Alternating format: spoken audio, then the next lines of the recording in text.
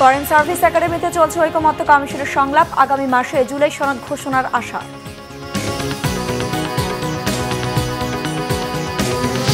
কার্যকর হয়েছে দোলাচলে থাকা ইরান ইসরায়েল যুদ্ধবিরতি, বিশ্ব নেতাদের অভিনন্দনে ভাসছেন প্রেসিডেন্ট ট্রাম্প।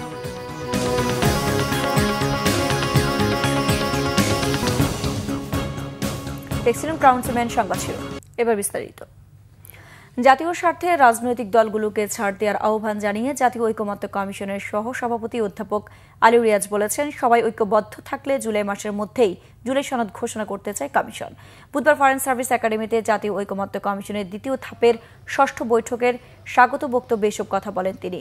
দুদিন বিরতির পর রাজধানীর ফরেন সার্ভিস একাডেমিতে সকাল 11টায় বৈঠক শুরু হয়। এর আগে দ্বিতীয় পর্বের 5 দিনের রাজনৈতিক দলগুলোর সঙ্গে কমিশনের আলোচনার বেশিরভাগ ক্ষেত্রেই ঐকমত্যে পৌঁছাতে পারেনি।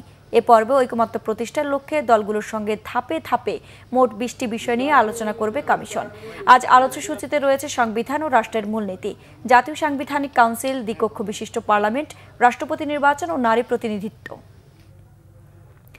দর্শক, জাতীয় ঐকমত্য কমিশনের সংলাপের সংবাদ সংগ্রহে রাজধানীর ফরেন সার্ভিস একাডেমিতে আছেন স্টাফ রিপোর্টার নাবিল জাহাঙ্গীর। সরাসরি যাচ্ছি তার কাছে। নাবিল, আজকের সংলাপে কয়টি দল অংশ নিচ্ছে, আলোচনার কোন কোন বিষয় অগ্রাধিকার পাচ্ছে?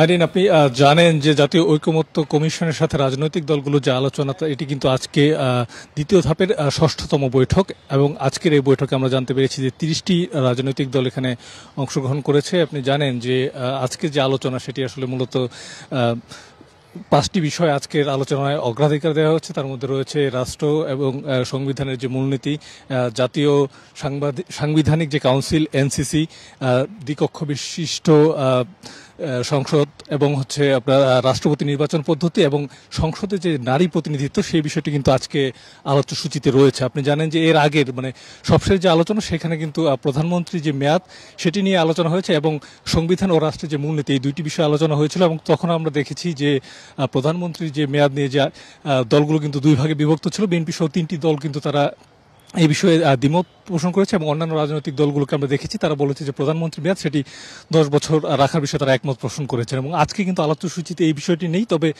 সংবিধান এবং রাষ্ট্রের যে মূলনীতি সেটি কিন্তু সবশেষ বৈঠকে ছিল এবং আজকেও আলোচনা রয়েছে। আমরা কিন্তু সবশেষ বৈঠকে দেখেছি যে এই বিষয়টি নিয়েও কিন্তু রাজনৈতিক দলগুলোর মধ্যে বিভিন্ন ধরনের মতভেদ ছিল।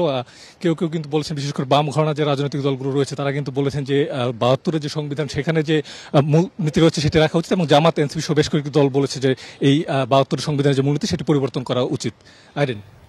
নাবিল, আপনাকে ধন্যবাদ।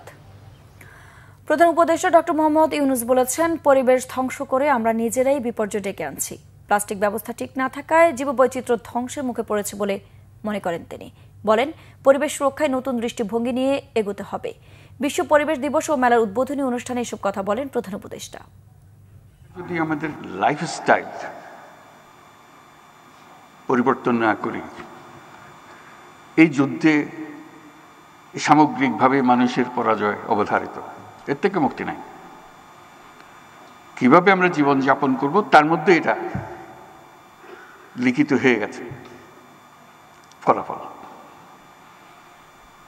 প্লাস্টিকও আমরা ছাড়বো না, ধ্বংস আমাদেরকে ছাড়বে না। এই পথ থেকে আমরা কিভাবে বের হব সেটাই হলো এখন আজকের দিনের বিবেচ্য আলোচ্য বিষয়। কোন কোন নদীর নিচে তলদেশে 7-8 ফুট প্লাস্টিকের আস্তরণ পড়ে গেছে ইতিমধ্যে।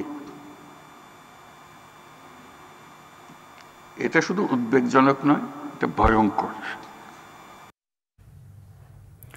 চট্টগ্রামে প্রথম ধাপে বিএনপি জামায়াতের বিরুদ্ধে করা সহস্রাধিক মামলা থেকে 446টি রাজনৈতিক হয়রানিমূলক মামলা বিবেচনায় প্রত্যাহারের সুপারিশ করেছে আইন মন্ত্রণালয়। ছাত্র জনতার আন্দোলনের মামলাগুলোর সাথে বিএনপির মামলাগুলো প্রত্যাহার করা উচিত ছিল মনে করে বিএনপি। তবে রাজনৈতিক মামলা আর রাজনৈতিক সিদ্ধান্তে মামলা প্রত্যাহার দুইয়েরই সমালোচনা করেছে নাগরিক সমাজ। চট্টগ্রাম থেকে নাসির উদ্দিনের তথ্য ছবিতে ডেস্ক রিপোর্ট।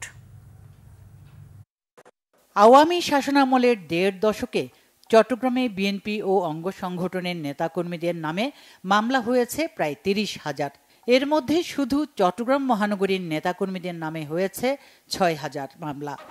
এসব মামলায় বিএনপির স্থায়ী কমিটির সদস্য আমির খসরু মাহমুদ চৌধুরী, সিটি মেয়র শাহাদাত হোসেন সহ অনেকে একাধিকবার কারাগারে গেছেন। ফ্যাসিবাদের পতনের পর জুলাই আগস্টের ছাত্র জনতার আন্দোলনকালে করা মামলাগুলো প্রত্যাহারে উদ্যোগ নেয় সরকার। তবে ঝুলে থাকে শেখ হাসিনার দীর্ঘ শাসনামলে বিএনপির নেতাকর্মীদের বিরুদ্ধে করা অসংখ্য মামলা। অবশেষে সরকার এই ধরনের হয়রানিমূলক মামলা প্রত্যাহারের কার্যক্রম শুরু করেছে। ইতিমধ্যে 446টা মামলা আপনার প্রত্যাহারের নিমিত্তে পরামর্শ এসেছে এবং সেই মর্মে আমরা কাজ করে যাচ্ছি। আমাদের পরবর্তী পদক্ষেপ যে মামলাগুলো প্রত্যাহার হবে এগুলো তো প্রত্যাহার করে নেওয়ার পর বাদবাকি যদি আরও মামলা থাকে এগুলো আমরা নির্দেশ মোতাবেক, মন্ত্রণালয়ের নির্দেশ মোতাবেক পরবর্তী পদক্ষেপ গ্রহণ করব।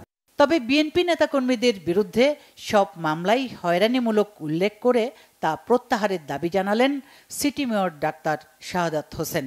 আমাদের মামলাগুলো একটা বিশেষ আদেশে চলে যাওয়ার কথা ছিল, কিন্তু দুর্ভাগ্যবশত জুলাই আগস্টের মামলাগুলি চলে গেল। কিন্তু আমরা যারা 16 বছর আন্দোলন করেছি, রাজপথে থেকেছি, আমরা মাসের পর মাসে জেলে ছিলাম, আমাদের মামলাগুলো যায়নি। আমি মনে করি এটা আমাদের জন্য একটা আসলে বৈষম্য। রাজনৈতিকভাবে মামলা করা আর তা ক্ষমতার বলে প্রত্যাহার, এই দুয়েরই সমালোচনা করলেন নাগরিক সমাজের প্রতিনিধিরা। সিস্টেমের কোনো পরিবর্তন হয় নাই, চেহারার বদল হয়েছে।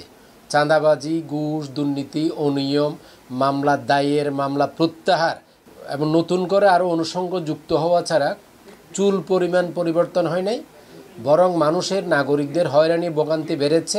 শুধু রাজনৈতিক মামলাই নয়, সাধারণ মানুষের কারো নামে মামলা থাকলে সেইগুলো বিবেচনায় নেয়ার দাবিও নাগরিক সমাজের। Bangla vision news desk. আন্তর্জাতিক ইরান ইসরায়েল যুদ্ধ প্রসঙ্গ। কার্যকর হয়েছে দোলাচলে থাকা ইরান ইসরায়েল যুদ্ধবিরতি। যদিও একাধিক পদক্ষেপে বিজয়ের দাবি করেছে উভয় পক্ষ। যুদ্ধবিরতি কার্যকরে পদক্ষেপ নেওয়ার বিশ্ব নেতাদের অভিনন্দনে ভাসছেন মার্কিন president Donald Trump. Iran Israel পাল্টাপাল্টি হামলার অভিযোগে মঙ্গলবার মার্কিন প্রেসিডেন্ট ডোনাল্ড ট্রাম্পের চরম ক্ষুব্ধ পদক্ষেপে ঘটনাবহুল দিন শেষে কার্যকর হয়েছে প্রত্যাশিত যুদ্ধবিরতি। আগ্রাসনকারীদের রুখতে শেষ রক্তবিন্দু থাকা পর্যন্ত ইরানের জনগণ আর সশস্ত্র বাহিনী বিরচিত প্রতিরোধ গড়ে তুলবে বলে সামাজিক মাধ্যমে হুঁশিয়ারি করেছেন ইরানের পররাষ্ট্রমন্ত্রী আব্বাস আরাকচি। বিজয় র্যালি হয়েছে ইরানের রাজধানী তেহরানে। সশস্ত্র বাহিনীকে অভিনন্দন জানিয়ে ইসরায়েলের পতনের দাবিতে স্লোগান দেন অংশগ্রহণকারীরা।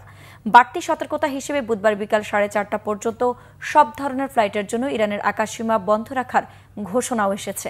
12 দিনের পাল্টাপাল্টি সংঘর্ষে ইসরায়েলের প্রধানমন্ত্রী বেনিয়ামিন নেতানিয়াহু বিজয় অর্জনের দাবি করেছেন। বলেছেন, ইরানের বিরুদ্ধে ঐতিহাসিক এই অর্জন প্রজন্মের পর প্রজন্ম মনে রাখবে। এদিকে নেদারল্যান্ডসের হেগে ন্যাটো সম্মেলনে প্রেসিডেন্ট ট্রাম্পের সাথে সাইডলাইন বৈঠক করেছেন তুরস্কের প্রেসিডেন্ট রিসেপ তাইপ এরদোয়ান। যুদ্ধবিরতি কার্যকরে অগ্রণী ভূমিকা রাখায় ট্রাম্পের ভূয়সী প্রশংসা করেছেন তিনি। দর্শক, ছিল এখনকার মতো। পরের সংবাদ দুপুর 2টায়। এর আগে একটা রয়েছে নিউজ টপ 10 দেখার আমন্ত্রণ রইল। এছাড়া বাংলা ভিশন সংবাদ ও সংবাদ সংশ্লিষ্ট অনুষ্ঠান দেখতে ভিজিট করুন www.bvnews24.com ও facebook.com/banglavisionnews এবং সাবস্ক্রাইব করুন youtube.com/banglavisionnews। ধন্যবাদ।